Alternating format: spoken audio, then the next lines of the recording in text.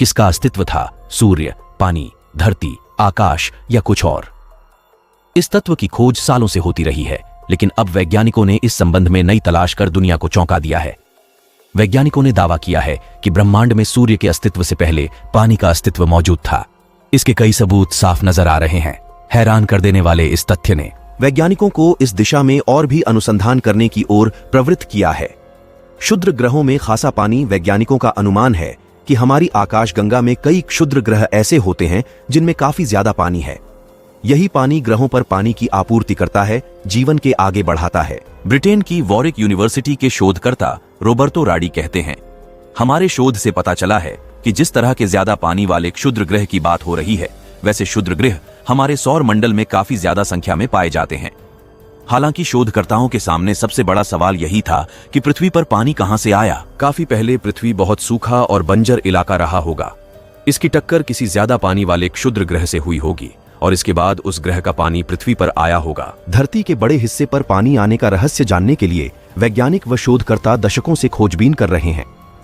कई शोध कहते हैं कि धरती पर पानी किसी बाहरी ग्रह से आया, तो कुछ अध्ययनों के मुताबिक हमारे ग्रह पर जलस्रोत उल्कापिंडों के साथ आया। अब एक नए अध्ययन में वैज्ञानिकों ने नई जानकारी दी है। वैज्ञानिकों के लिए शुरू से ही बड़ा सवाल रहा है कि सौरमंडल के किसी दूसरे ग्रह पर पानी नहीं है, वहीं पृथ्वी की 71% सतह पानी से ढकी हुई है। इससे बड़ा सवाल उठता है कि आखिर धरती पर इतना पानी कहां से आया। एस्ट्रोबायोलॉजिस्ट और ग्रह विज्ञानी दशकों से इसी सवाल का जवाब खोज रहे हैं। कुछ शोधकर्ताओं का ध्यान पृथ्वी के बाहर के स्रोतों पर गया। कुछ वैज्ञानिकों का मानना है कि धरती पर क्षुद्र ग्रहों के जरिए पानी पहुंचा, तो कुछ का कहना है कि धरती ने खुद ही जलस्रोतों का निर्माण किया है। पिछले कुछ दशकों में वैसे ही कई मत आ चुके हैं, लेकिन कोई भी सिद्धांत प्रमाणिक नहीं माना जा सका है। अब वैज्ञानिकों ने अपनी हाल ही में रिसर्च में एक नई जानकारी दी है। कैलिफोर्निया इंस्टीट्यूट ऑफ टेक्नोलॉजी के शोधकर्ताओं के मुताबिक धरती का निर्माण सूखी चट्टानों से हुआ है। इससे साफ है कि पानी हमारे ग्रह के बनने के बाद पहुंचा।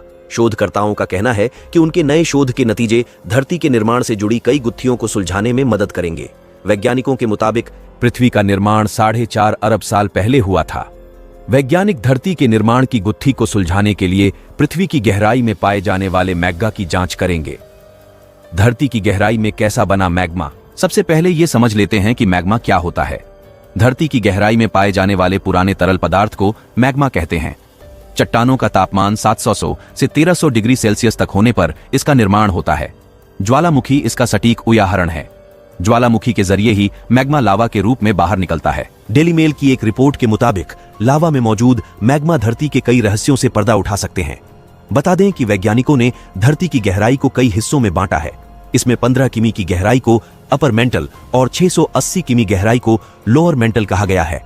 वैज्ञानिक इसकी अलग अलग लेयर से नमूने लेकर धरती के बनने की पूरी जानकारी जुटा सकते हैं। धरती पर कहां से आया इतना पानी? शोधकर्ताओं का कहना है कि धरती धीरे धीरे समय के साथ मटेरियल्स के जुड़ने से बनी है, लिहाजा इसकी लोअर मेंटल और अपर मेंटल से कई खास जानकारियां जुटाई जा सकती हैं।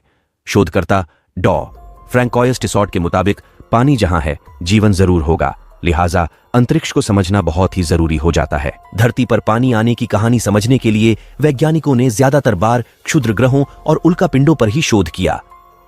कुछ अध्ययनों की रिपोर्ट्स में बताया गया कि धरती के निर्माण के साथ पानी का निर्माण भी हुआ।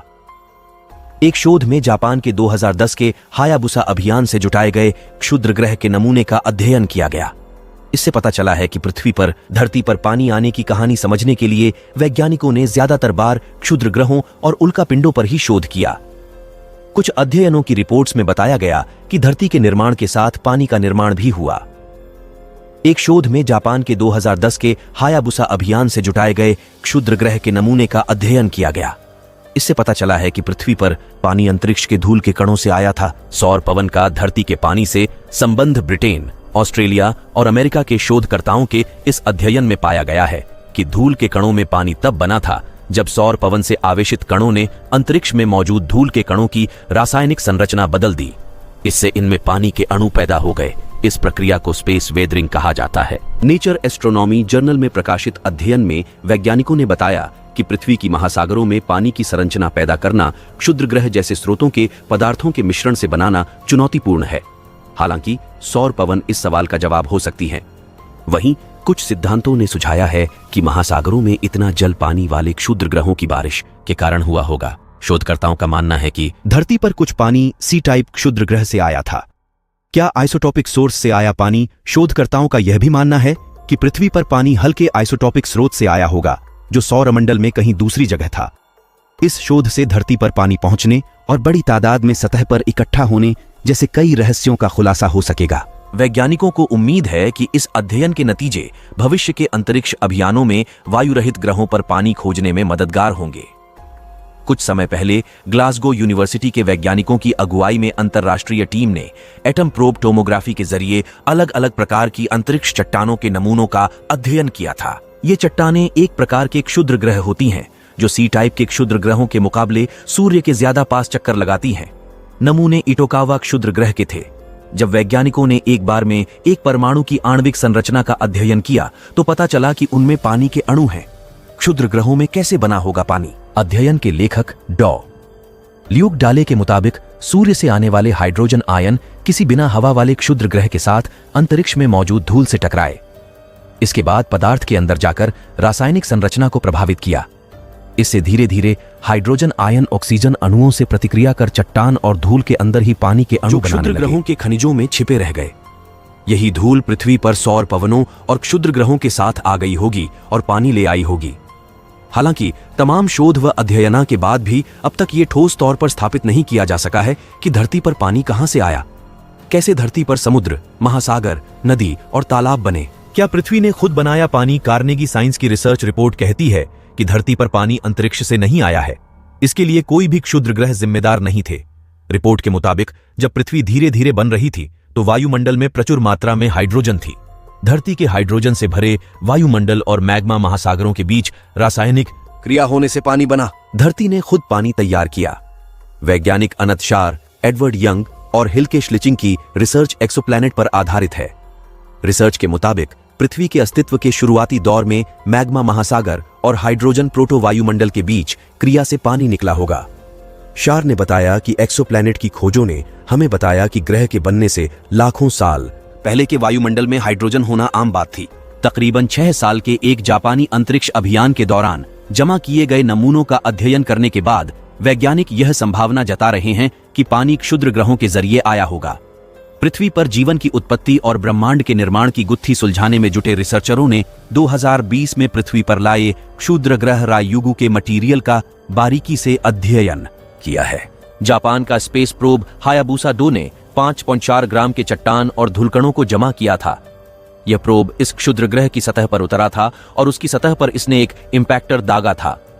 प्रोब के लाए मटेरियल पर हुई रिसर्च के नतीजे अब प्रकाशित हो रहे हैं। जून में रिसर्चरों के एक समूह ने कहा कि उन्हें ऐसे कार्बनिक पदार्थ मिले हैं जो पृथ्वी पर जीवन के निर्माण में शामिल रहे हैं। इनमें कुछ अमीनो एसिड हैं जो शायद अंतरिक्ष में ही बने होंगे।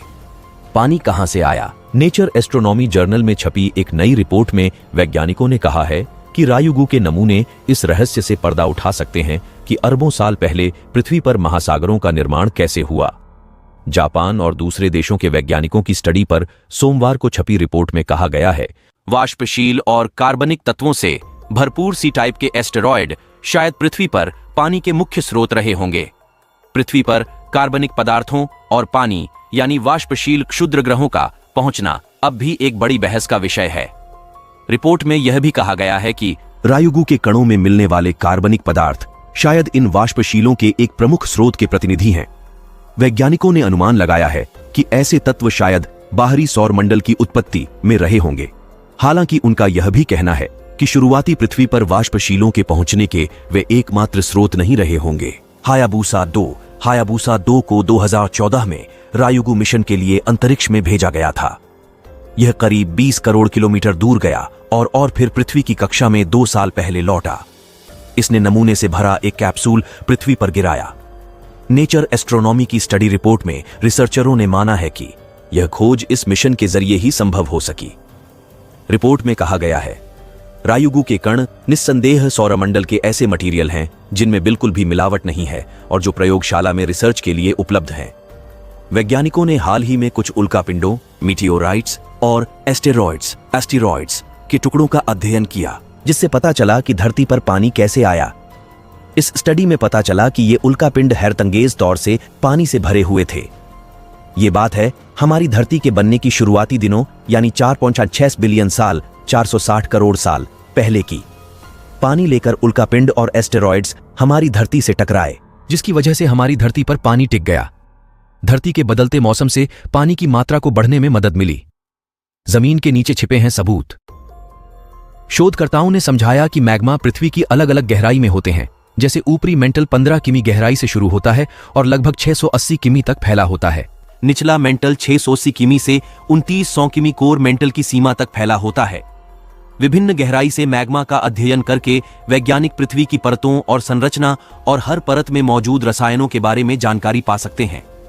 पृथ्वी का निर्माण तुरंत नहीं हुआ, बल्कि समय के साथ अलग अलग सामग्रियों के आपस में मिलने से इसका विकास हुआ।